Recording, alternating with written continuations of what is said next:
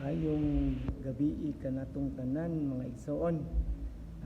Ani ana sad ako si Pastor Steve Ayan Hergeto nga mo share og pulong sa Dios karong sayo sa kagabion.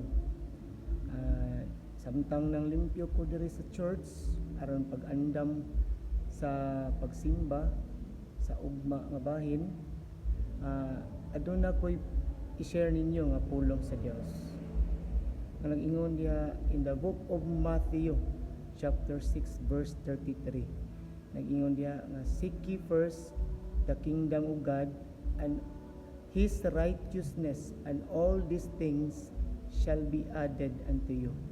Nagpasabot mga igsoon nga unahon nato pagpangita ang langit nun nga butang, labi na ugma nga adlawng Domingo